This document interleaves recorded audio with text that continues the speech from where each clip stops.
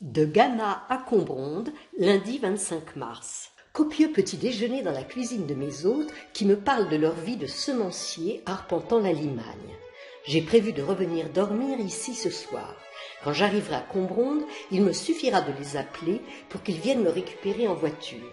Ceci fait partie de leurs prestations et je ne peux que les remercier de leur gentillesse. Je traverse de nouveau Ghana, puis m'élève doucement le long de la vallée de l'Andelot pour déboucher sur les contreforts nord du Massif central.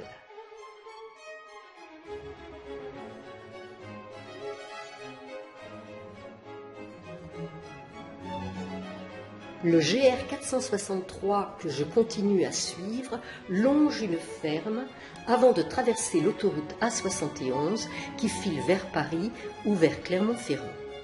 Belle rencontre avec un jeune marcheur. L'un et l'autre, nous sommes totalement surpris de nous croiser, car d'habitude, nous ne rencontrons jamais personne sur ce sentier. Ce GR est parfaitement inconnu.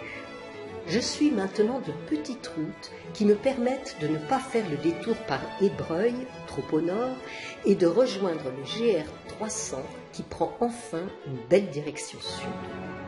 Je me positionne au nord de la chaîne des Puys, bientôt prête à grimper sur le premier qui se présente. J'assiste à une scène pénible, confirmant que la vie des petits paysans qui vivent ici ou ailleurs de l'élevage des bovins est difficile.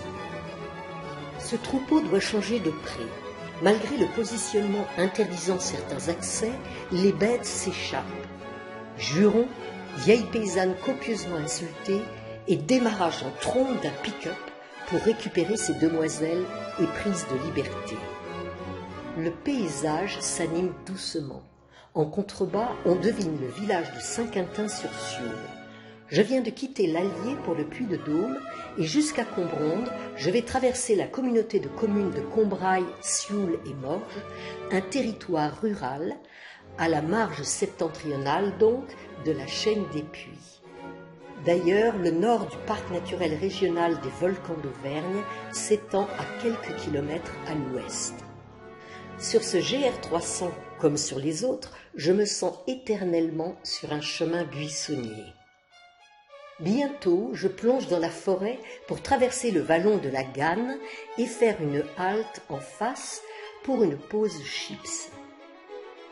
Routes et chemins se succèdent à travers prés et forêts, étangs et petites retenues d'eau jusqu'à Chamalais.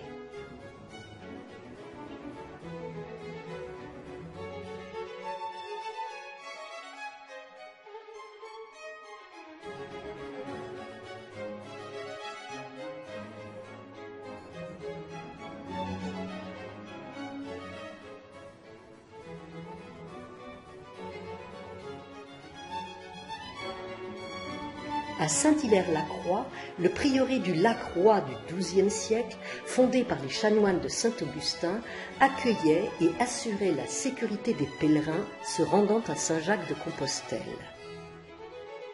La très belle église romane, aux influences limousines et saintongeaises, forme avec le prieuré un ensemble assez harmonieux.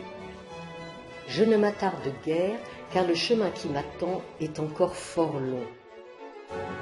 Je descends dans le vallon de la Marge, passe sous les rochers sculptés par Alvarez Rufino sur le thème de la tolérance, puis longe le ruisseau de la Marge avant de le franchir au hameau du Pont, près de Moncel. Je profite encore d'une campagne agréable de prés et forêts avant de tomber sur un no man's land fort désagréable, les alentours saccagés de la ville de Combronde.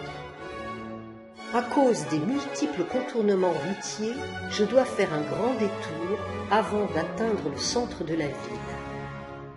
Je téléphone à mon hôte qui vient de Ghana. Il me reconduit dans sa jolie 2 chevaux pimpante à sa maison de Ghana où je retrouve la chambre que j'occupais hier.